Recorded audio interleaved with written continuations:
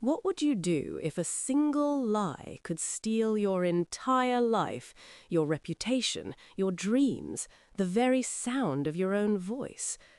Elizabeth Hartwell was about to find out, and the price would be higher than she ever imagined. London, 1817. The city glittered with gaslight and ambition, but in the drawing rooms of Mayfair, reputation was the only currency that truly mattered, and Elizabeth's had just been shattered. She stood at the pianoforte in Lady Pemberton's salon, her fingers trembling above the keys, while whispers slithered through the room like serpents through grass. Someone had told a lie, a calculated, vicious lie. They said she'd been found alone with Lord Pemberton in his private study, that she'd tried to seduce him, that she was a schemer beneath her modest gowns and gentle manners. None of it was true. But truth, Elizabeth was learning, was no match for scandal. The irony was almost poetic.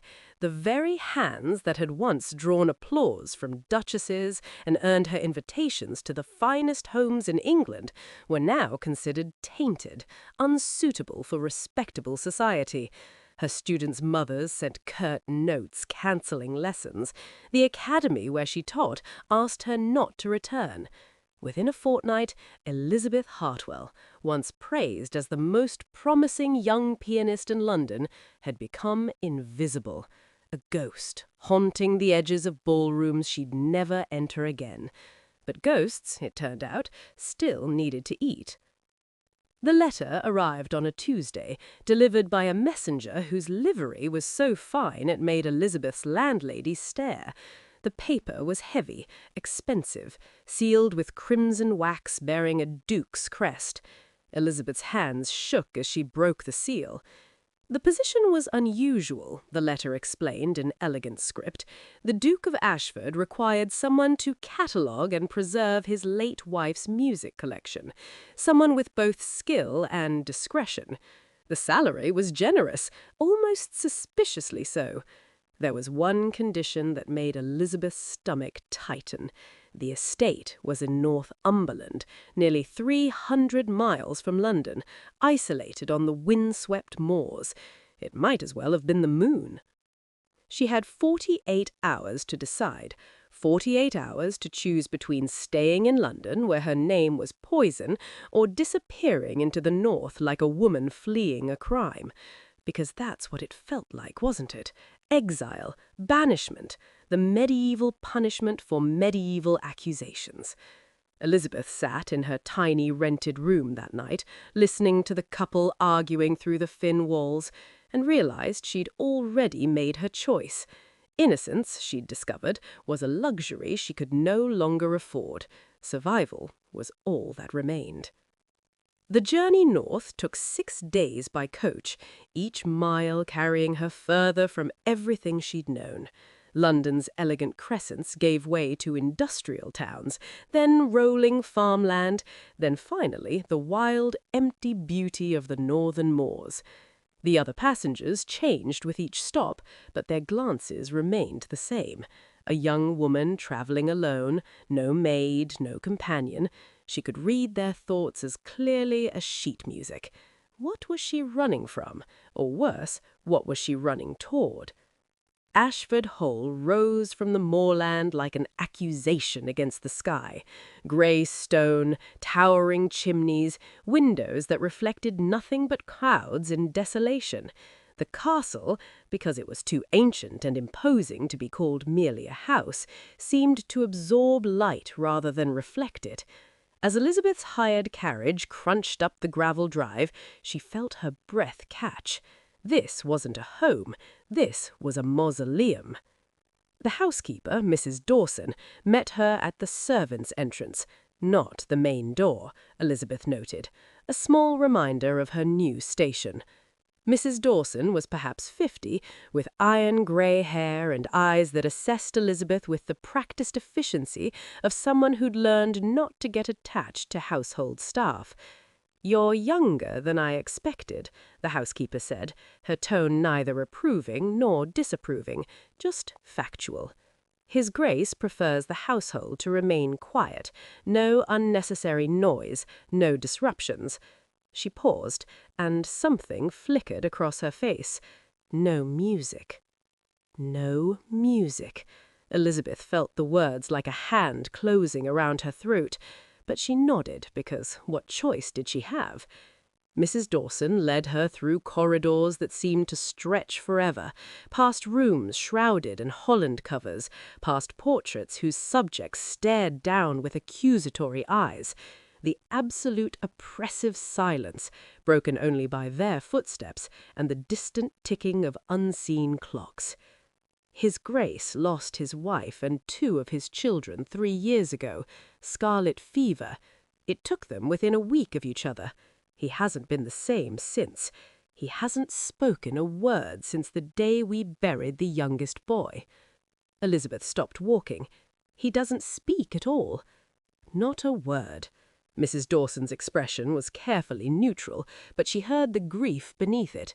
He takes his meals alone, conducts business through written notes. The only person he sees regularly is his daughter, Lady Diana, though she trailed off, then thought better of continuing. You'll meet her soon enough. The music room was on the 3rd floor, tucked away like a shameful secret. Dust motes danced in the weak afternoon light filtering through tall windows. The pianoforte stood in the corner, its lid closed, a white sheet draped over it like a burial shroud. Shelves lined the walls with leather-bound books of music, compositions dating back generations. This was Elizabeth's domain now, her prison and her purpose. She spent her first 3 days in silence, cataloguing, organizing, not to think about the instrument in the corner that called to her like a siren song. But on the 4th day, as dusk painted the moors purple and gold, she heard something that made her freeze. Footsteps in the corridor, small footsteps. Then a child's face appeared in the doorway, pale, enormous, dark eyes, perhaps 7 years old. The girl stared at Elizabeth with an intensity that was almost frightening. "You're the music lady," the child whispered. Not a question, a statement. "I'm Miss Hartwell, and you must be Lady Diana." The girl didn't smile, didn't move, just stood there, gripping the doorframe like she might float away without it. "Mama used to play," Diana said, her voice hollow. "Before she died. Papa won't let anyone play now. He says the music hurts too much." She paused, and when she spoke again, her words cracked Elizabeth's heart clean in two. "Does music always hurt? Is that why they sent you away from London?" Elizabeth's breath caught. How did this child know? But of course, servants talked, letters were read, secrets never stayed secret for long. Before she could answer, Diana turned and fled, her footsteps echoing down the corridor like a ghost's. That night, Elizabeth lay in her small room under the eaves and listened to the wind howl across the moors. She thought about London and lies, about a duke who'd stopped speaking and a child who'd stopped laughing, about a house full of people dying slowly from grief.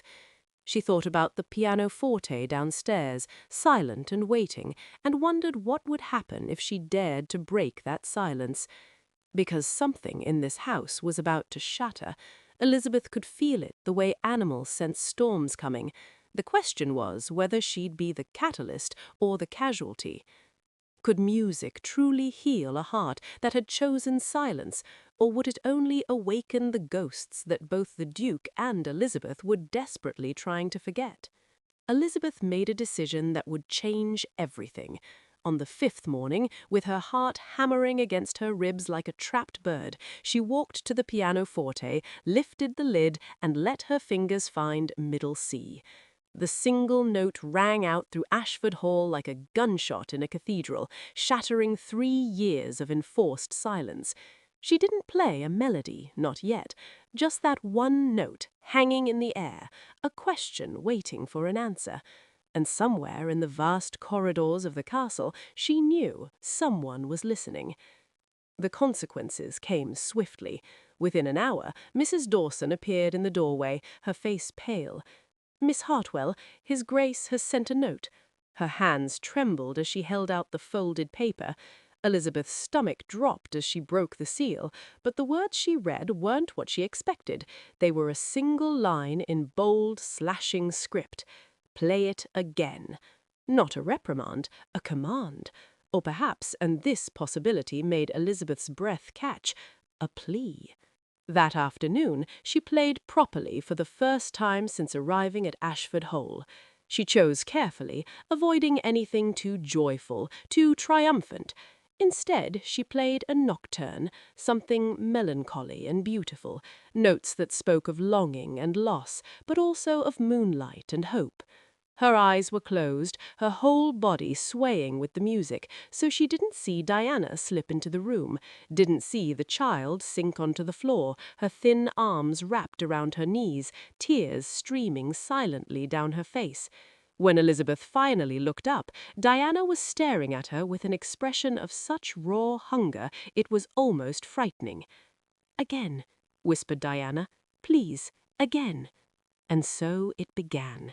Every afternoon at 3 o'clock, Elizabeth played, and Diana came to listen. At first, the child simply sat, motionless, absorbing the music like parched earth absorbing rain. But slowly, incrementally, something shifted. On the third day, Diana's foot began to tap. On the fifth day, she hummed along tentatively, as if testing whether her voice still worked. On the seventh day, she asked the question Elizabeth had been waiting for. "Will you teach me?"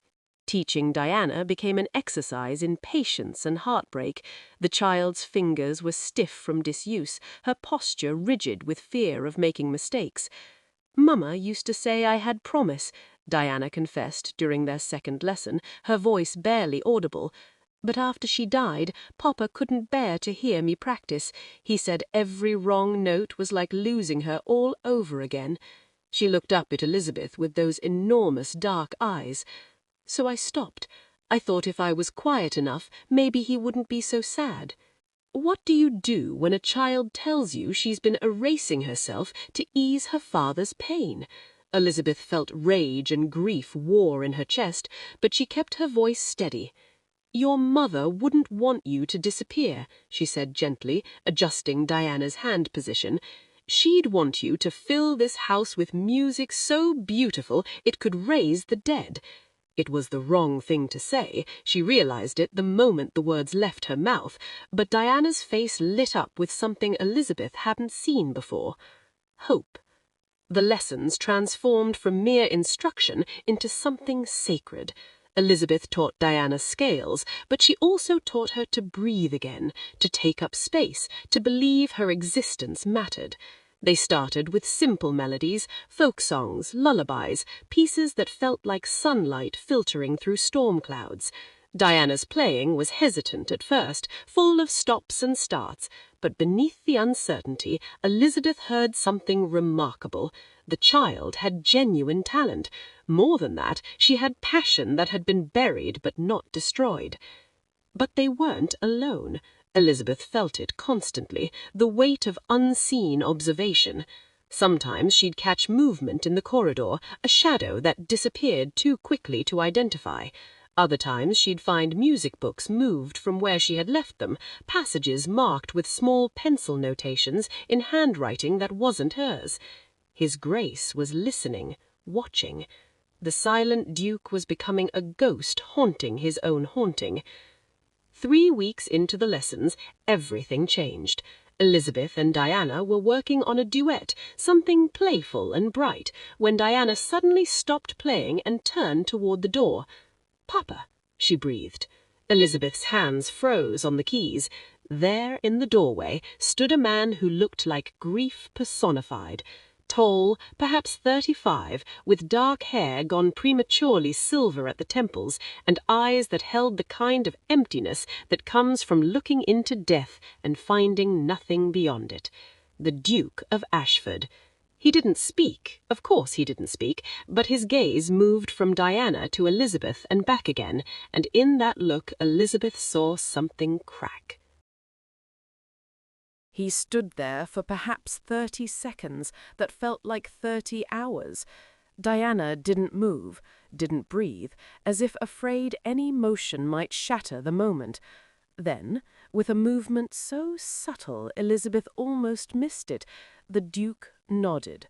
Once, just once, and retreated back into the shadows.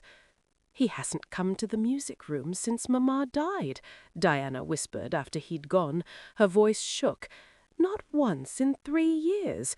She turned to Elizabeth with wonder and terror mingling in her expression. "What does it mean?" It meant the fortress was cracking.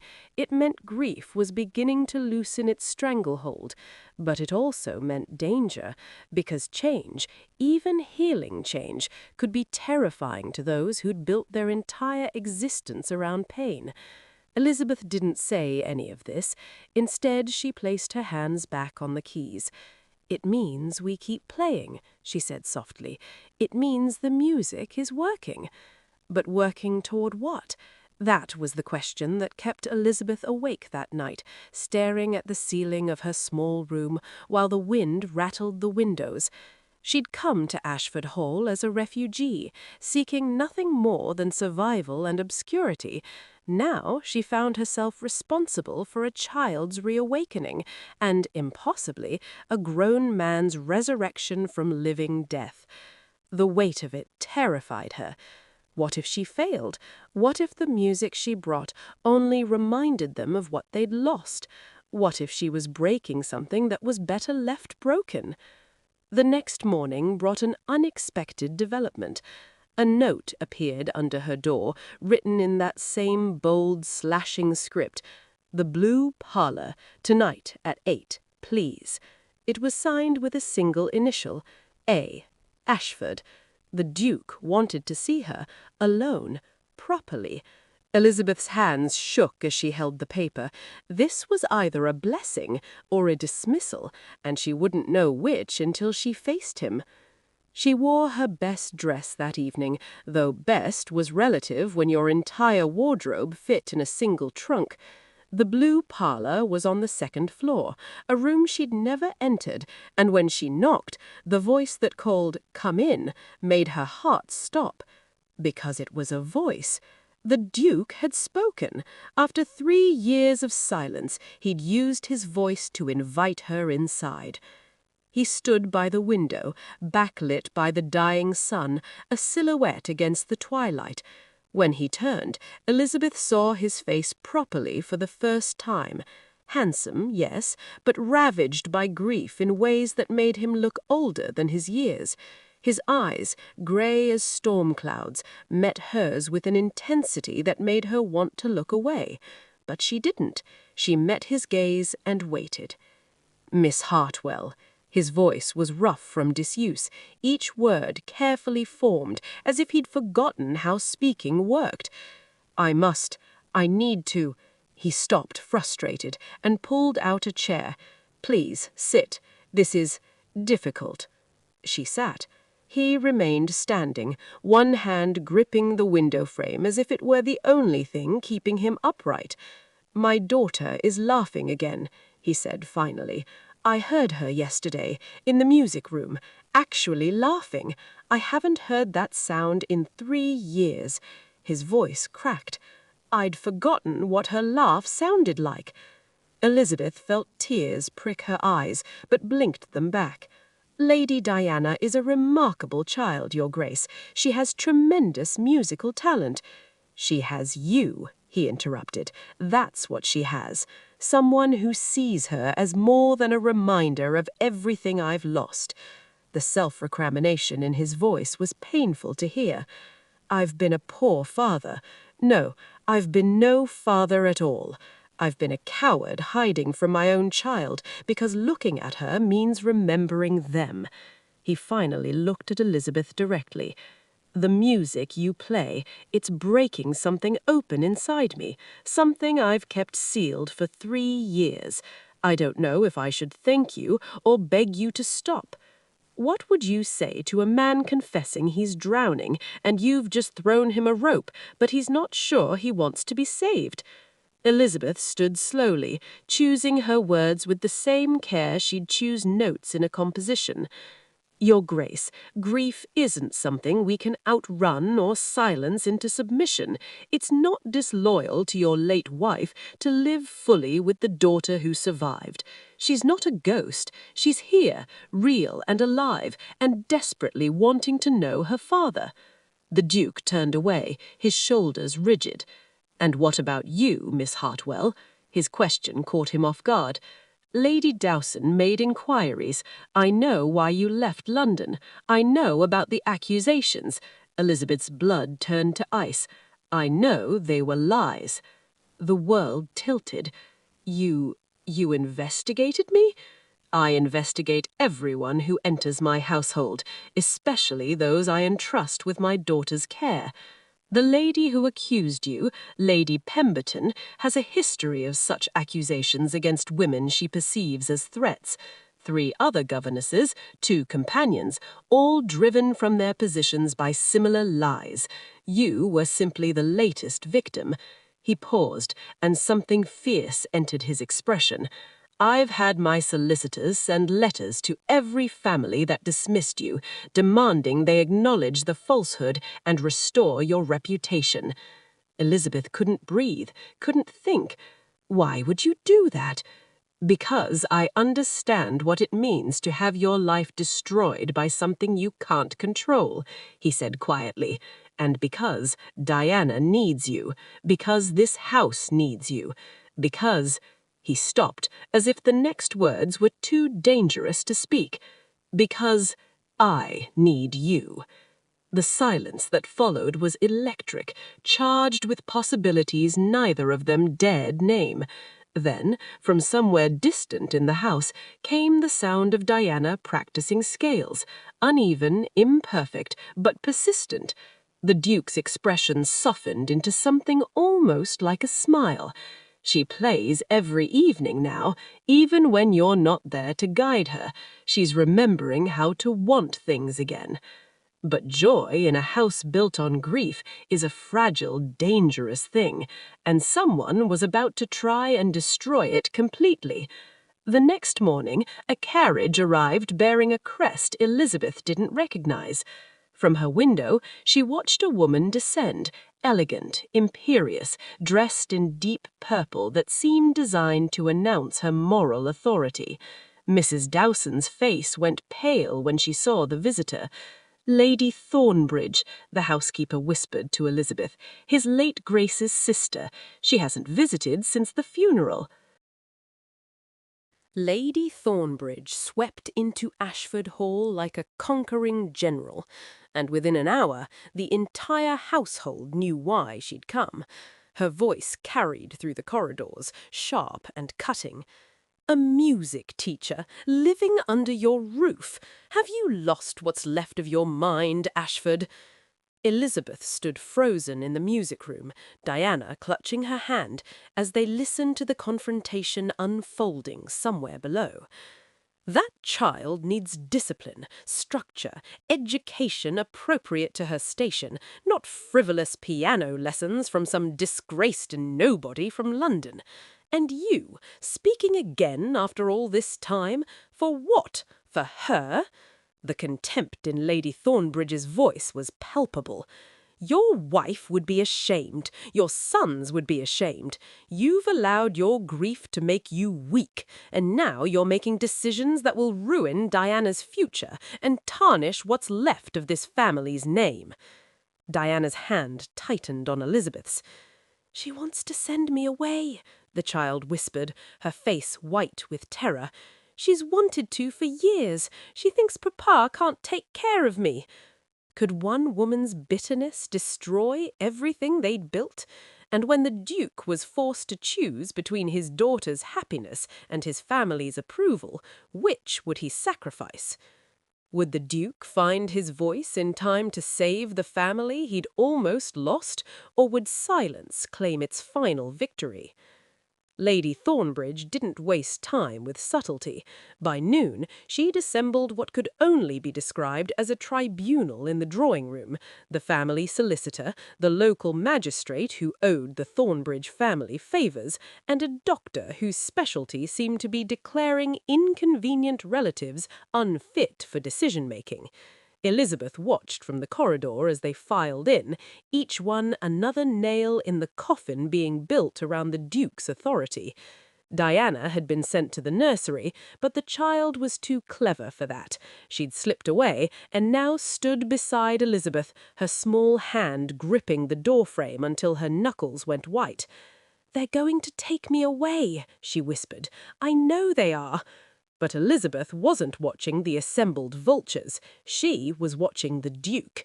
He stood by the fireplace, his posture rigid, his face a mask of the same terrible emptiness she'd seen when she first arrived. The fortress walls were going back up. She could see it happening in real time, grief and guilt, and 3 years of silence wrapping around him like armour. Lady Thornbridge was speaking, her voice dripping with false concern. "We all understand how difficult this has been for you, Ashford. The losses you've endured would break any man. No one blames you for your struggles." The pause before that last word was deliberate, cruel. But Diana deserves better than this. She deserves a proper household, proper education, proper guidance, not piano lessons from some disgraced nobody from London, and a father who can barely function. The solicitor cleared his throat, shuffling papers with practised efficiency.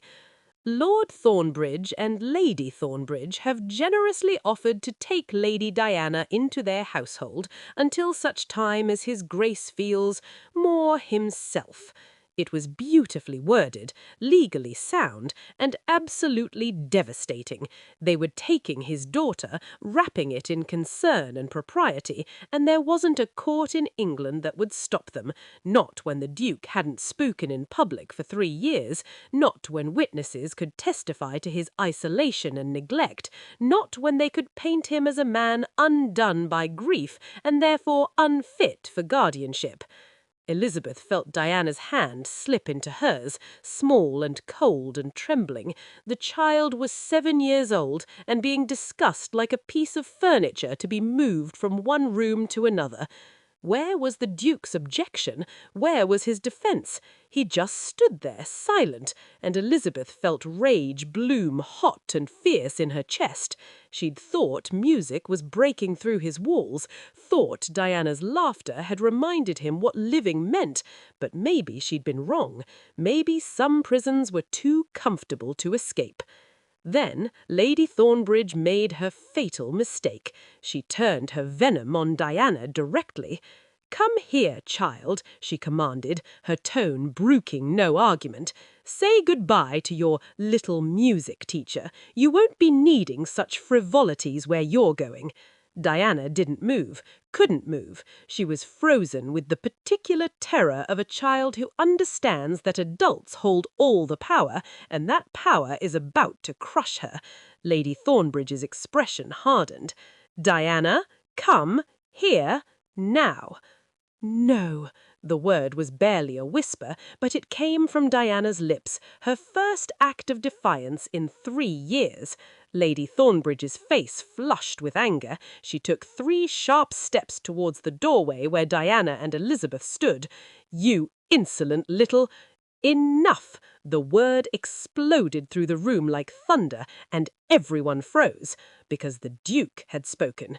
Not the rough, uncertain voice he'd used with Elizabeth in the blue parlour, but a voice that carried generations of authority, a voice that reminded everyone in that room exactly who he was, the Duke of Ashford, master of this house, father of that child. He moved with sudden, decisive purpose, placing himself between Lady Thornbridge and the doorway where his daughter stood. "You will not speak to my daughter that way. You will not speak to Miss Hartwell that way. You will not set foot in this house again." Lady Thornbridge recovered quickly, her shock giving way to calculated disdain.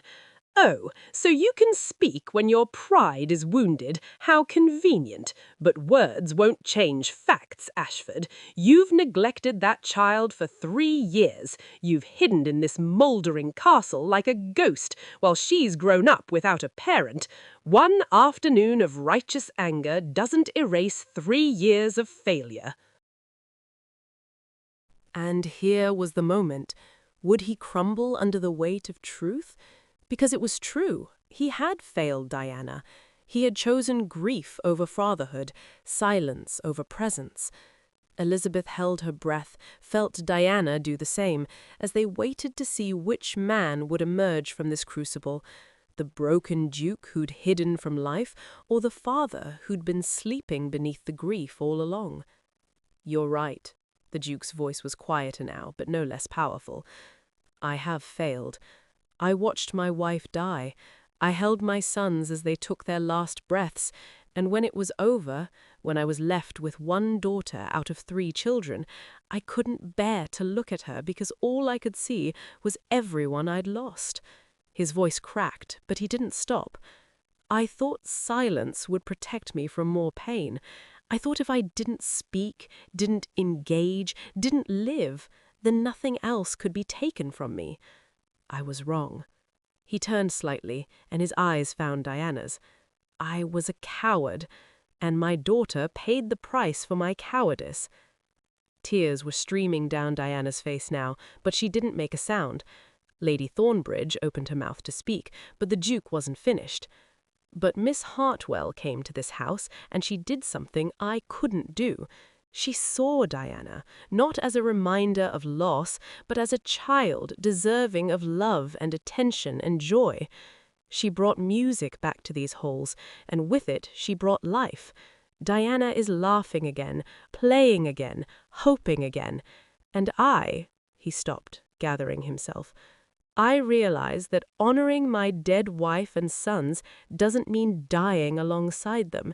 It means living fully with the daughter they loved. It means being the father Catherine begged me to be when she was dying." The room had gone completely silent. Even Lady Thornbridge seemed momentarily speechless. The Duke continued, his voice gaining strength with each word. "I know Miss Hartwell's history. I know about the false accusations that drove her from London. I also know they were lies perpetrated by a jealous woman with a history of destroying innocent lives.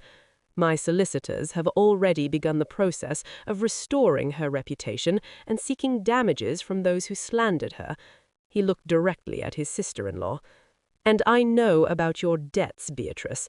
I know your husband lost nearly everything in bad investments. I know you need a wealthy ward to restore your social standing and access to certain circles."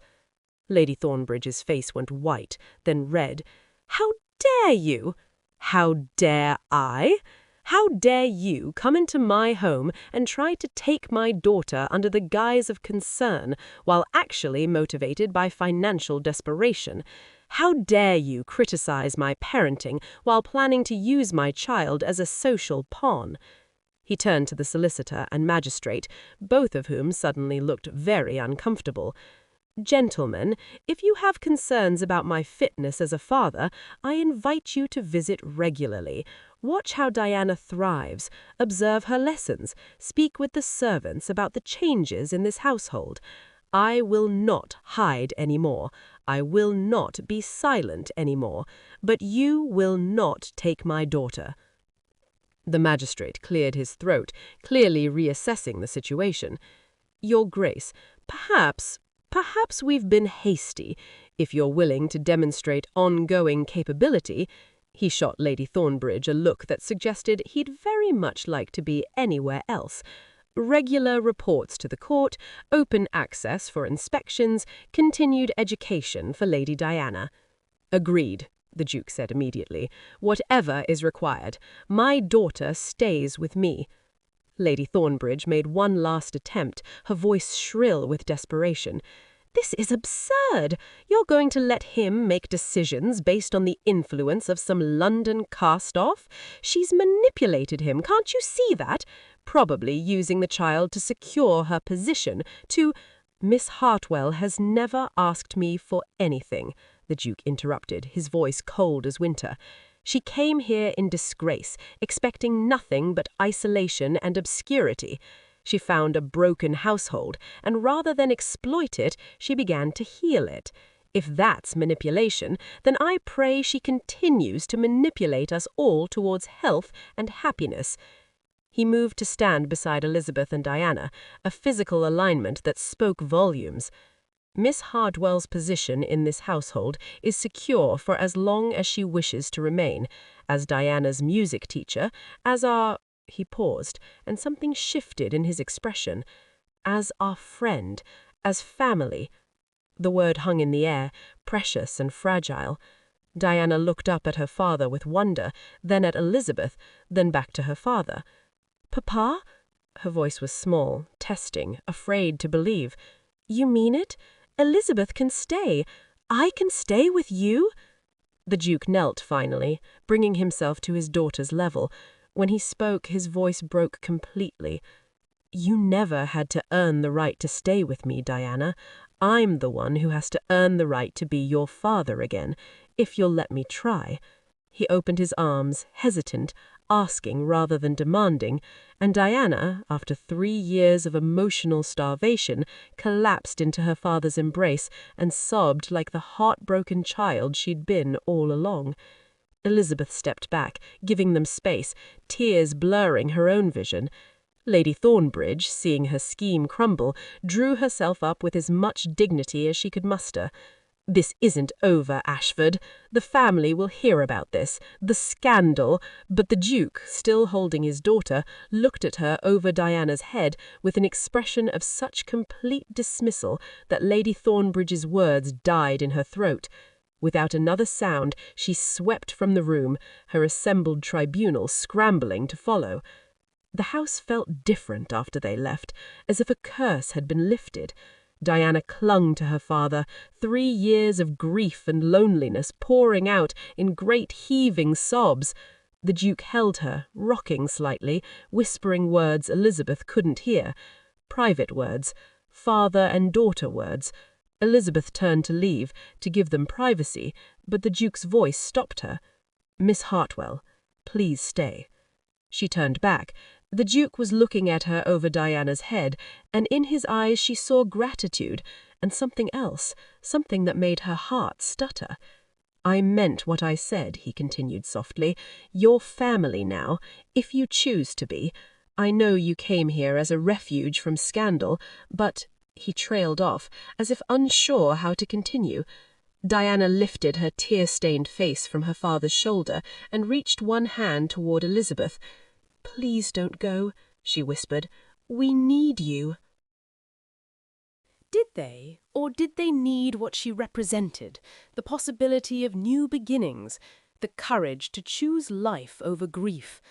Elizabeth looked at them, this broken father and daughter who were slowly becoming whole again, and realized something profound. She hadn't just helped heal them, they'd healed her too. She'd come to Ashford Hall believing the lie that had been told about her, carrying shame like a second skin. But here, in this cold castle on the lonely moors, she'd found something London's glittering ballrooms had never offered. She'd found herself reflected in the eyes of people who saw her clearly and valued her anyway. "I'll stay," Elizabeth said simply, "for as long as you'll have me."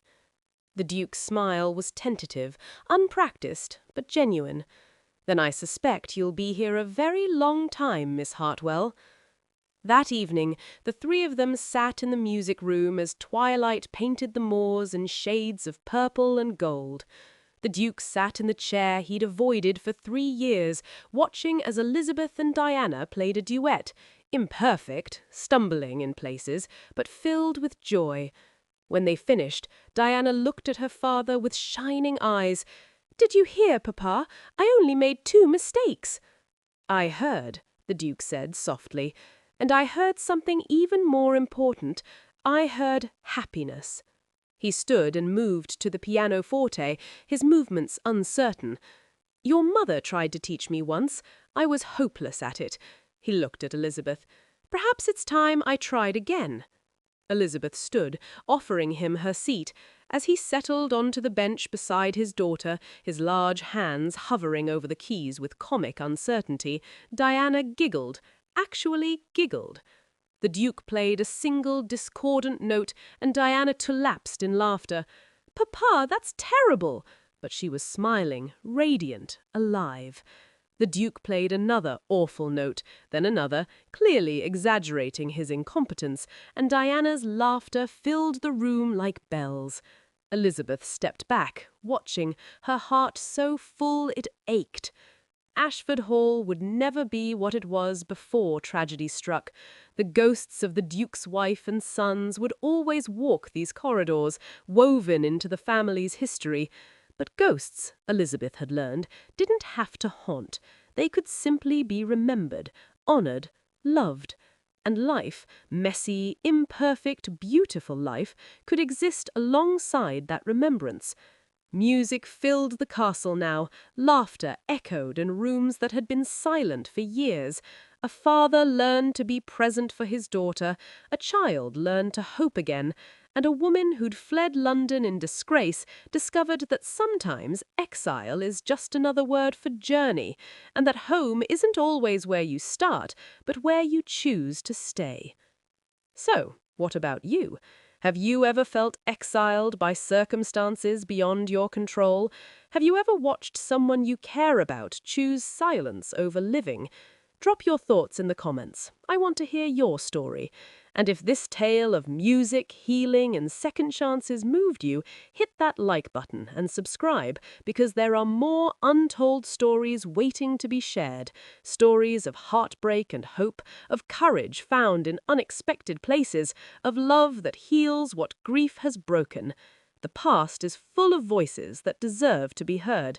Let's listen to them together.